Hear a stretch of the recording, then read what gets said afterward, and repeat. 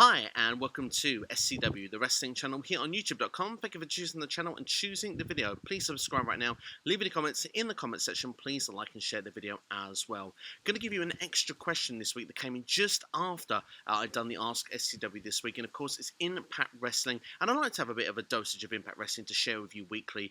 So I decided to do an extra separate video for you because we're so close now to Slammiversary, a big show on the way for us. And I wanted to dive into this question to talk about Impact Wrestling and to literally talk about the build and talk about what my final thoughts are going into the go-home show on Tuesday. So without further ado, it comes from Tire World Order, who this video is giving credit to, coming up on your screen now, and says 2 days out from the Slammiversary go-home show, still lots of hype surrounding the show. Grade the job Impact has done on the road to Slammiversary, keeping account of the various obstacles, scandals, COVID, etc. has been relentless. Which of the early predictions do you want to change? It's such a great question as well, so you can see immediately I couldn't avoid doing this video.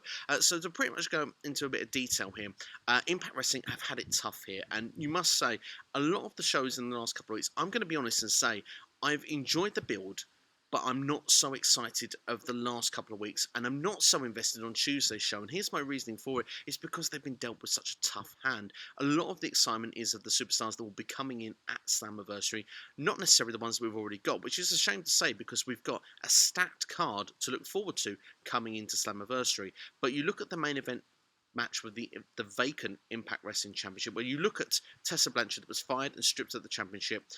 Michael Elgin, of course, no longer now with the company as well. So much stuff was pre-recorded that main event just feels a bit flat for me. We don't have any real build going into that main event apart from what we've done with Ace Austin having Madman Fulton in his corner. I mean, with the Trey stuff as well, that seems to have gone a bit silent for me from what I've noticed with Impact. A lot of it seems to be the excitement of the superstars coming in. But if you look at the matches, like I say, we've got a stellar card looking for the event. I'm really excited, and I don't change my predictions with how my feeling with some of the shows. Of course, my actual match predictions will be given on a video, going to be hopefully dropping on Wednesday this week. So I'm not going to give like actual results for you now, but I'm going to give you my feelings with the card.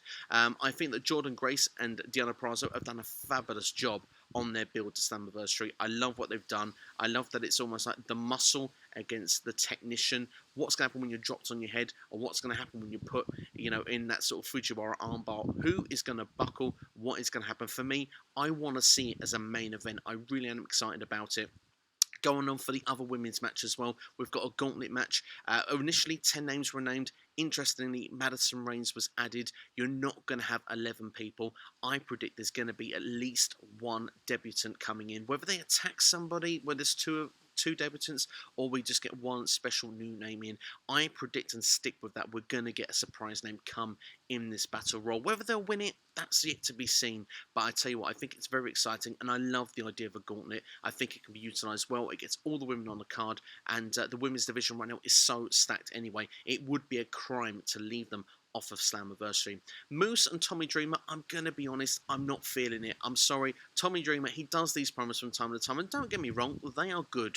But I've seen Tommy Dreamer do this crying style promo, this emotional promo, the emotional Tommy Dreamer, almost every time he picks up a mic these days. And it almost comes to the point where it feels a bit repetitive. I have to be honest and say that if he did it maybe once a year or once every 6 months, those promos would mean more to me. But because I see him every single time, I start to feel like I've seen it before. And Tommy Dreamer, for me, isn't someone I want to see against Moose. I think Moose is above that at this stage. And that's no disrespect to Tommy Dreamer. He's a legend. He's a hardcore legend. He's got the House of Hardcore as well. He's done so much. He does a lot behind the scenes of Impact Wrestling. And he can still go in the ring. I just think Moose right now is on a different level. I would have preferred to have seen an open challenge against a former TNA champion. I think that would have been a great way for him to say, I'm cementing myself as the champion. So that's just for me on that. I look at the North and I look at the Tag Team Championship match with Ken Shamrock and Sami Callihan. Usually I don't like the tag teams where, single stars are thrown together, but I'm going to be honest, the chemistry is a bit odd here, and it kind of feels like that this could work. And I have more intrigue than I should do for this sentence. It almost feels like you go back to the Attitude Era. It feels like when The Rock and Mankind were thrown together as a tag team, there's potential fireworks there with these two. I'm excited to see what it's going to bring to the table. I really do think that these two are going to have some good chemistry, hopefully together, and an interesting tag team match. Do I want the North to retain at this moment? I'll be honest, I still want the North to keep those belts. They've had them for now for over a calendar year. Rumours are that Gallows and Anderson will be coming in. I want to see those two in a tag team encounter for the tag team titles. I think that would be majorly exciting if we were to get that. For the X Division Championship, I'm really looking forward to it. I think that Willie Mack and Chris Bay, they've done a great job on the build, those two. That's a match that's not been interrupted. Johnny Swinger, I think, has done a great job in the middle. He's not allowed down in the corner. Will someone else come in the corner to help out instead? We'll have to wait and see. Maybe a Davidson, maybe like a Leo Rush or someone might come in and really boost the X Division. You have to wait and see. But maybe Rich Swann will be in Willie Mack's corner. What if Rich Swann was to actually turn on Willie Mack? There's so many different ideas. Maybe it's a straight up one-on-one. What I would say is these right now are the strongest in the X Division to have a singles championship match, and I'm really looking forward to it. I think they're going to bring a lot to the table, and we've been over that championship match. It's all about the mystery opponent. I'm going to be honest, I'm not feeling Trey in the main event. I have to say it. I think he's someone for me who is in the mid to upper mid at best, but right now I see him as a mid-carder. On the storyline basis, everything connects together, everything works with all the people that are in there. I still think also when you look at Ace Austin, it may be just a bit too early for him to win the championship. Eddie Edwards is a safe pair of hands, but I don't see it happening. I feel that whoever that mystery person is going to be, I think that they could be the one walking away with the belt. But let's talk about then the obviously the releases, the debuts, the returns. At the moment, I'm going to say and stick my neck out, I think a minimum of 5 people will turn up at this show. I think that in my head at the moment for the predictions, I've got 8 or 9 names that I think could and will be probably predicted on turning up on this show. But I'm going to guarantee on this video here and now, I think 5 will be debuting. But you look at the build, I think Impact have done the best they can do with the job. I think that they've made the best of what's been a rough hand, but with the matches they put together, on the whole, I think barring one match, I'm really looking forward to the show. Like I said, I think the knockouts should be the main event. It won't be. Obviously, that mystery opponent and for the vacant Impact World Championship has to main event the show. I totally understand that.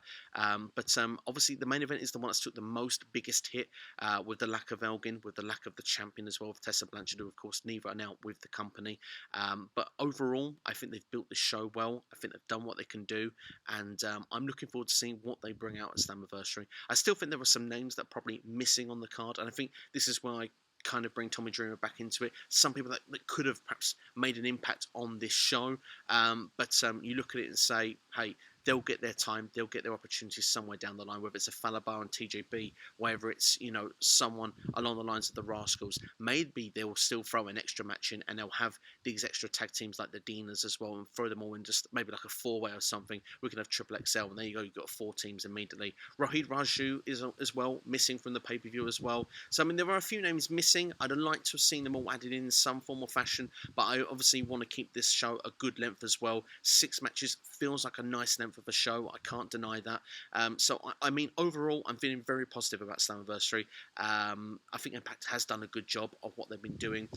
Despite the hand they've been dealt, they've made the best of this. And a lot of the excitement, as I say, comes in with the releases. I think that's what's going to bring a lot of people in. Will we get new factions? Will we get a surprise thing? I've done the 10 ideas before, which I've obviously put out for you guys on here on YouTube, which of course you can go and check out now. I would love to see some interbrand warfare, like a TNA versus Impact Wrestling, or a resurgence of an Aces and Eights or a Team Canada. But maybe we'll just get the starting points in those places and we can build that over future weeks. There's nothing to say that you have to give everything on night one, but I think fans will expect something big. Something must need to be done on this show just for it to stand out, because they've hyped up so well. So I'm expecting one big thing to definitely happen on this show. It probably will happen with the World Championship match. We'll have to wait and see how it is dealt and how it's put together. But what I will say is I'm excited. I'm looking forward to it. And I will see you back here for the predictions. I hope to have that up on Wednesday. Of course, the show is on Tuesday. I'm on UK time. I will not see the show till Wednesday morning. So I will be putting out the predictions,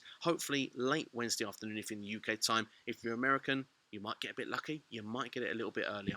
But that's all from me anyway on this particular video. Make sure to check out my other Impact Wrestling videos I've done. Like I say, the 10 ideas of what could perhaps be potential Impact Wrestling debuts or returns that we could get at Slammiversary. Of course, not all of them would be possible. They'd all wouldn't make sense if it all happened at the same time. But there are definitely some fresh ideas, something out there, something a bit of fun, and I hope you go and check it out. Hopefully, you'll enjoy it.